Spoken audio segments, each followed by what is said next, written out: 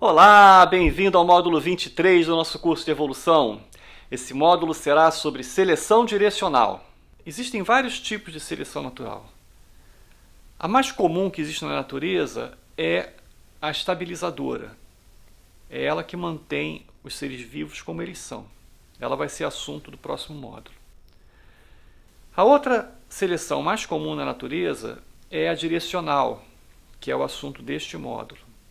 Mas também existe a seleção balanceada, a seleção disruptiva, a seleção dependente de frequência e a seleção sexual.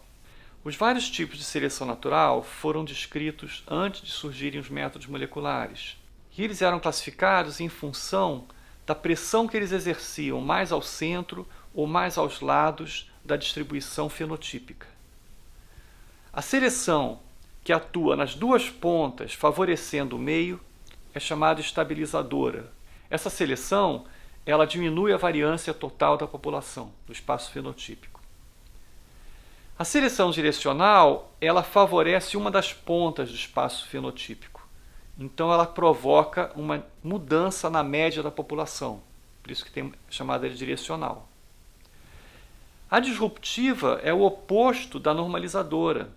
Ela atua contra a média e favorece os extremos. Então vamos falar da direcional. Fenotipicamente, direcional é aquilo que eu falei, é aquela que direciona a média para longe da média atual. Molecularmente, direcional é a seleção que favorece um dos homozigotos. Tanto faz se é homozigoto dominante, homozigoto recessivo, ou mesmo em situações de codominância, tanto faz. Desde que favoreça um dos homozigotos em relação aos outros fenótipos, ela vai ser chamada de direcional.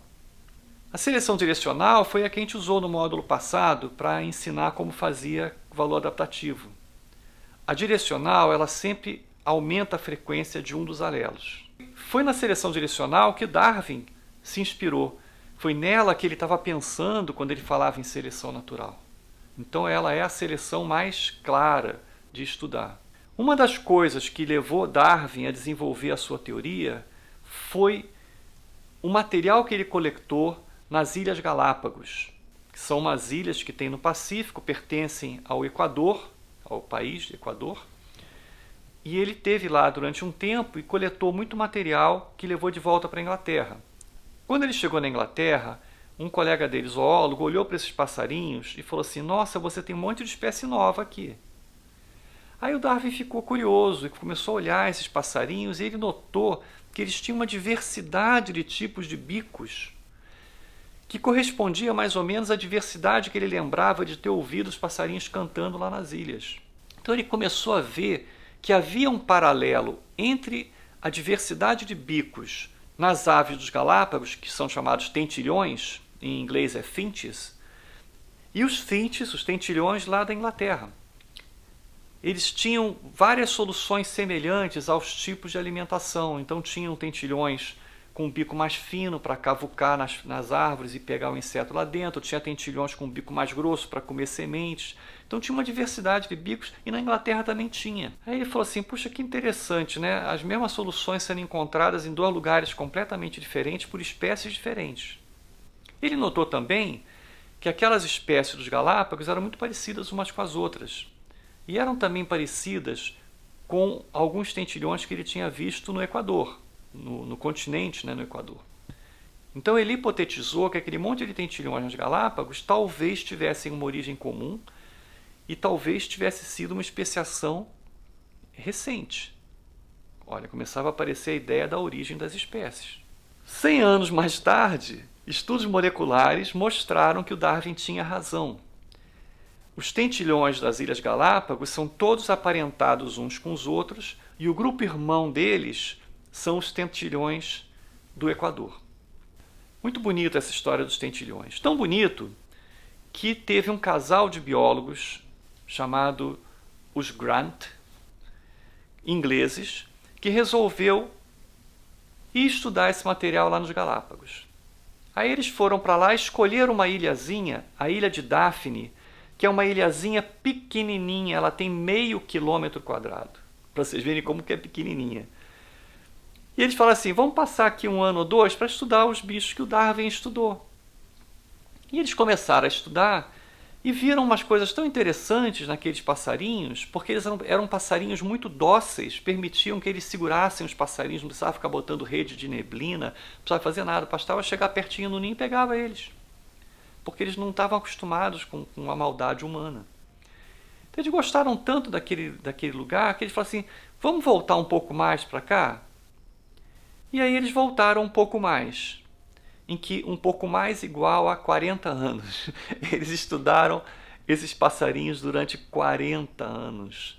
Todos os anos eles iam, ficavam nessa ilhazinha pequenininha durante 3 ou 4 meses, levavam todos os mantimentos que precisavam, porque não tinha contato com as outras ilhas, e ficavam medindo o passarinho. Eles mediam o tamanho do passarinho, eles contavam o número de filhotes no ninho, eles mediam o bico. Às vezes um media, o outro anotava, às vezes era o contrário, era uma interação muito legal que os dois tinham. Aí em 1976 aconteceu uma catástrofe. Uma seca de vários meses que fez com que a maior parte da vegetação da ilha morresse. E um dos tentilhões que vivia na ilha se alimentava de sementes. E aí, como morreram a maior parte das plantas, 90% da população de tentilhões da ilha morreu. Quando os grandes chegaram lá e viram essa desolação, eles ficaram horrorizados com o que observaram, mas fizeram o trabalho deles. Foram lá medir passarinho. Aí, quando eles foram ver os dados que eles obtiveram, eles tiveram uma surpresa. Os tentilhões que tinham sobrevivido tinham bicos maiores do que a média da população no ano anterior. Bicos bastante maiores. E aí eles falaram, olha só que interessante. E eles observaram que as únicas plantas que tinham sobrado para comer eram aquelas que tinham umas sementes muito duras, que era uma planta resistente à seca. Então eles hipotetizaram que os tentilhões que tinham morrido eram os que tinham os bicos menores, por isso que a média tinha aumentado, e os que tinham sobrevivido eram os que tinham os bicos mais fortes. Legal. Quando eles voltaram lá no ano seguinte, e quando eles voltaram de novo no ano seguinte, o que eles viram? Que os filhotinhos que estavam nascendo estavam sendo de passarinhos com um bico maior. De forma que a geração de 1978, a seca foi em 76, a geração de 78 tinha bicos 12% maiores do que a de 76. 12% é coisa para burro em 2 gerações. Então, eles tinham observado um exemplo clássico de seleção direcional. Os Grant, graças a essa decisão que eles tomaram de ficar lá durante esse tempo todo, estão entre as pouquíssimas pessoas do mundo que conseguiram ver a seleção em ação na natureza. A vida dos Grant é uma coisa maravilhosa e tem um vídeo lindo sobre ele que eu recomendo que vocês vejam, está aqui embaixo na descrição do vídeo, que conta a história da vida deles e conta os tentilhões e vários pedacinhos que eu coloquei nessa aula estão lá no vídeo. Bom, agora vamos falar de insetos. Vamos falar de inseticidas, que é um outro exemplo bem claro de seleção direcional. Quando os seres humanos começaram a fazer agricultura, as agriculturas tinham uma quantidade enorme de indivíduos da mesma espécie, né? Especialmente as monoculturas. Isso, obviamente, permitia o crescimento grande das espécies praga. Uma das espécies praga mais bem estudadas é o besouro do Colorado. É um besouro especialista em comer solanáceas, especialmente batatas, fumo e coisas assim, que tinha muita plantação no Colorado. Então, para tentar controlar essa praga, começaram a usar substâncias químicas que passaram a ser conhecidas como inseticidas, porque matavam o inseto. A primeira substância química usada para matar inseto foi arsênico. As pessoas pulverizavam arsênico nas plantas. Você tinha que lavar muito bem a tua batata antes de comer, porque tinha arsênico. E o arsênico matava os besouros. Só que depois de um tempo, começaram a aparecer besouros resistentes ao arsênico. Aí inventaram o DDT. Aí o DDT matava os besouros, mas depois de um tempo começaram a aparecer besouros resistentes ao DDT. E aí foram aparecendo a dieldrina, foram aparecendo vários outros inseticidas, toda hora aparecia um outro inseticida e logo em seguida aparecia a resistência ao inseticida nos insetos. Isso aí é um exemplo de seleção direcional.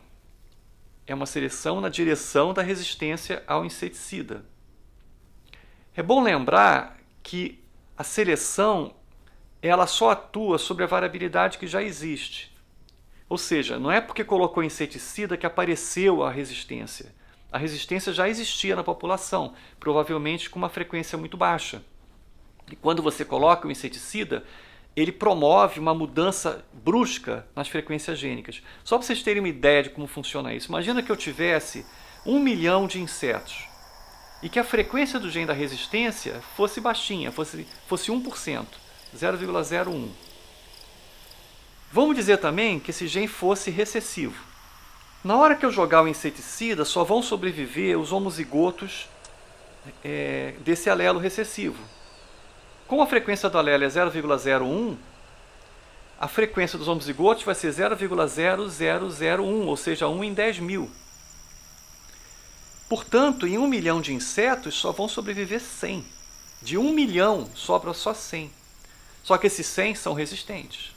E eles vão se reproduzir. E vão ter filhinhos resistentes. E rapidamente eu vou ter 1 milhão de insetos resistentes. Mas aí você pode me perguntar, puxa, mas então por que os insetos não são todos resistentes? Porque deve existir alguma coisa ruim em ser resistente também. Veja o caso, por exemplo, dessa mariposa. A mariposa por si mesma não faz grandes problemas. O problema são as larvas dela que atacam os pomares, que são tratados com inseticidas. Então são usados carbamatos e piretróides para tentar controlar essa praga. Foi feito um estudo comparando mariposas virgens em relação aos inseticidas, ou seja, mariposas que viviam num lugar onde nunca foi colocado inseticida, com aquelas que tinham sido resistentes ao inseticida. E foi procurado nessas duas populações indicadores de fitness, trazendo as duas para o laboratório, crescendo as duas nas mesmas condições, sem inseticida, e vendo, por exemplo, o tamanho da pupa. E o que viram foi que as mariposas que vinham de áreas que nunca tinham sido expostas aos inseticidas tinham pupas maiores, que eclodiam mais rápido do que aquelas que vinham de lugares que tinham aprendido a ser resistentes ao inseticida. Ou seja, ela fica resistente ao inseticida, mas em compensação ela cresce mais devagar, ela não tem a mesma fitness que uma mariposa que nunca tinha sido exposta ao inseticida. Ela não tem fitness baixa porque foi exposta ao inseticida, mas é porque é a sobrevivente das que foram expostas ao inseticida. Para tentar modelar ainda mais essa questão do trade-off, da compensação entre você ser resistente ao inseticida e perder alguma coisa, foi feito um estudo com drosófila. Claro, drosófila é fácil de trabalhar. O principal gene de resistência a inseticidas é o receptor nicotínico da acetilcolina. Esse gene tem um alelo que é meio defeituoso, mas que dá resistência ao inseticida. Então a ideia era ver na drosófila vários componentes da fitness, porque a drosófila é mais fácil de estudar, das moscas que eram resistentes ao inseticida. Só que aí tinha um problema. Esse gene, esse alelo, não está presente nessa drosófila. Como se faria isso antigamente? Se pegariam populações de drosófila, fariam irradiações, colocariam agentes mutagênicos para forçar o aparecimento de um monte de mutantes, e depois se faria uma seleção com inseticida. Coisa super trabalhosa. Mas hoje em dia existem instrumentos que permitem você fazer isso de uma maneira muito mais simples e elegante. Como que foi feito? Pegaram drosófilas com alelos normais para esse gene e transformaram esses alelos usando uma tecnologia chamada CRISPR. CRISPR, junto com o Cas9, é uma técnica que permite que você troque pedaços de DNA razoavelmente grandes, de forma dirigida. Você pode trocar um pedacinho de DNA com aquela sequência que você quer.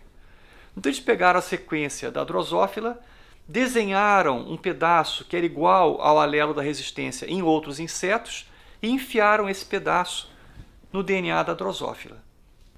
A mutação que dá resistência é a substituição de uma arginina, que tem a letra R, por uma treonina, na posição 81 do gene. Então a gente fala que é a mutante R81T. A primeira coisa que eles fizeram foi sequenciar o DNA dessas drosófilas para ver se elas realmente tinham sido transformadas. E viram que estava lá a sequência direitinho que eles tinham colocado. Além disso, na hora que foram colocar, já que eles iam mudar o gene, aproveitaram e colocaram um sítio de restrição. Lembra das enzimas de restrição que eu falei logo no início do nosso curso? Colocaram um sítio de restrição porque aí eles não precisavam nem mais sequenciar as drosófilas, bastava fazer uma PCR, cortar com uma enzima de restrição e eles sabiam o genótipo da drosófila. Então, isso facilitou, agilizou bastante o trabalho deles. Então agora eles tinham um modelo maravilhoso para estudar a seleção direcional da resistência ao inseticida. Primeira coisa que eles fizeram foi submeter moscas com esse gene e sem esse gene a inseticida, para ver se o negócio funcionava mesmo. E de fato as moscas homozigotas R81T eram muito mais resistentes que as que não tinham esse gene. As heterozigotas tinham 1/3 mais ou menos da resistência. E aí foram ver componentes da fitness. Um componente da fitness, por exemplo, é o número de ovos que a fêmea coloca.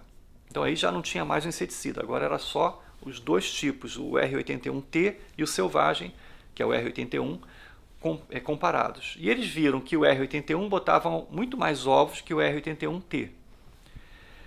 Uma outra medida que eles fizeram foi o tempo que a drosófila levava para subir a parede do vidro. Então eles pegavam a garrafinha da drosófila, batiam assim, e eles contavam os segundos que a drosófila levava para subir de novo, em direção à luz, né, como ela faz.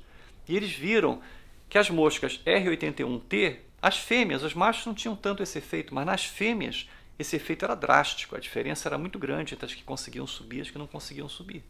Então estava demonstrado que você pode ser resistente ao inseticida, mas você vai ter prejuízos em outras coisas. E é por isso que o gene da resistência nunca se fixa, porque sempre vai haver momentos que não tem inseticida, então o outro ganha dele de novo.